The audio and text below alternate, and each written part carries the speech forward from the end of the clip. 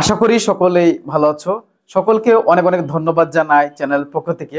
আজকের এই ভিডিও তোমাদের শেয়ার করছি মাধ্যমিক 2026 কিভাবে প্রিপারেশন নিলে ভালো রেজাল্ট হবে আমরা সরাসরি জেনে নেব। এবছর রাজ্যে যে ফার্স্ট হয়েছে তার প্রিপারেশন কেমন ছিল, কিভাবে প্রিপারেশন নিয়ে ফার্স্ট হয়েছে সেটা আমরা আজকে ভিডিওতে জেনে নেব, যে তিনি কি বলতে চেয়েছেন এবং কিভাবে প্রিপারেশন নিলে আমরা ভালো রেজাল্ট করব সেটা অবশ্যই আমরা জেনে নেব এবং অবশ্যই ওনাকে ফলো করে ওর প্রিপারেশান নিয়ে চলবো ওরকমভাবে। ঠিক আছে, আমরা দেখে নেব সরাসরি।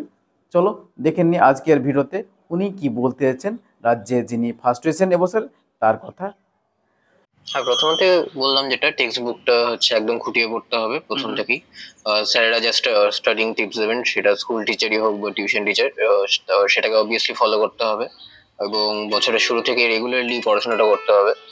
আর যে সাবজেক্টগুলো মনে হচ্ছে উইক সেগুলো প্রতি একটু এক্সট্রা লেবার দেওয়াটা স্বাভাবিক। আর অবভিয়াসলি এগুলোই, সেরকম স্পেসিফিক সাবজেক্ট ওয়াইজ কখনো মনে হয়নি। হ্যাঁ, হয়তো এরকম হয়েছে কোনো টপিকে স্যাররা এক্সাম নিচ্ছেন, সেক্ষেত্রে মার্কস লো আসছে, হয়তো সেক্ষেত্রে এক্সট্রা লেবার দিতে হয়েছে, অবভিয়াসলি এক্সট্রা টাইম দিতে হয়েছে সেই টপিকগুলো। ফার্স্টে গোটা টপিকটাকে গো থ্রু করেছি, তবে সেখানে যেগুলো মনে হচ্ছে ফান্ডামেন্টাল যে এরিয়াগুলোতে ডাউটস রয়েছে সেখানে টিউশন টিচার হেল্প করেছেন। আর অবভিয়াসলি তারপরে কোশ্চেন প্র্যাকটিসও করতে হয়েছে, সেগুলো পিওই কিউজ হোক মানে প্রিভিয়াস ইয়ার কোশ্চেন হোক, মাধ্যমিকের কিংবা কোনো টেক্সট পেপার থেকে হোক, সেগুলো প্র্যাকটিস করতে হয়েছে। তারপরে গোটা কনসেপ্টটা ক্লিয়ার হলে তারপরে আবার তো স্যার এক্সাম নিতে নিয়ে ওই টপিকের উপর অনেকবারই এক্সাম হয়েছে, তো সেগুলোতে পারফরমেন্স কেমন হচ্ছে সেটার উপর বেস করে অবভিয়াসলি প্রিপারেশন নিয়েছি। অবভিয়াসলি আমিও এরকম মক টেস্ট দিয়েছিলাম মাধ্যমিকের আগে।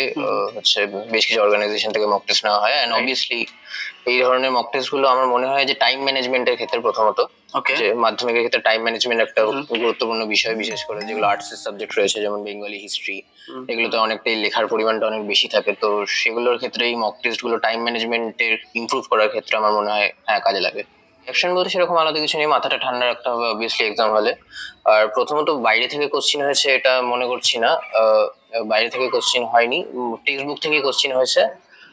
তবে হ্যাঁ, এটা ঠিক যে এখন যেটা মাধ্যমিকে বলা হয় যে একদম টেক্সট বুকের লাইন ধরে গতে বাঁধা কোশ্চিন, এটা হয়নি। ওপেন এন্ডেড কোশ্চিনের একটা ট্রেন্ড দেখা যাচ্ছে, তো সেক্ষেত্রে কনসেপচুয়ালি বিষয়গুলোকে ট্যাকেল করতে হবে, এক্সাম হলে সেই কনসেপ্ট গুলোকে ঠিক রেখে এগিয়ে যেতে হবে। তাহলে ম্যাথমেটিক্স হচ্ছে এমন একটা সাবজেক্ট যেখানে একবার যদি আমি কোনো বিষয়টাকে মানে কনসেপচুয়ালি বুঝে নিই তাহলে সেক্ষেত্রে পরবর্তীতে আর অসুবিধা হওয়ার কথা না। তো ফার্স্টে মানে যেগুলো ফর্মুলা রয়েছে, অনেক ক্ষেত্রে অনেক জটিল ফর্মুলা থাকে ম্যাথমেটিক্সে, সো সেগুলো ডেরিভেশন গুলো যদি আমি একদম কোড থেকে আন্ডারস্ট্যান্ড করে নিই তাহলে আমার মনে হয় না যে খুব একটা অসুবিধা হবে। আমরা সম্পূর্ণটাই জানলাম ওখান থেকে যে রাজ্যে যে ফার্স্ট হয়েছে তিনি বলতে চেয়েছেন বারবার যে আমাদের প্রথমেই টেক্সট বুকটা খুঁটিয়ে পড়তে হবে। 1 নম্বর, খুঁটিয়ে পড়ার পর তারপর প্র্যাকটিস করতে হবে, বিভিন্ন রকম মক টেস্ট পরীক্ষা দিতে হবে, তাহলে আমাদের অবশ্যই রেজাল্ট ভালো হবে। আর বারবার বলেছেন তিনি যে আমাদেরকে বারবার প্র্যাকটিস করতে হবে, টেক্সট বুকটা খুঁটিয়ে পড়ার পর আমাদের কী করতে হবে, প্র্যাকটিস করতে হবে, এভাবে তিনি বলতে চেয়েছেন। তো এটাই তোমাদের সামনে শেয়ার করলাম, ভালো রেজাল্ট আশা করি তোমাদের কাছ থেকে। এই ছিল আজকের ভিডিও, আবার নতুন ভিডিও নিয়ে আসবো। Thank you for watching the video.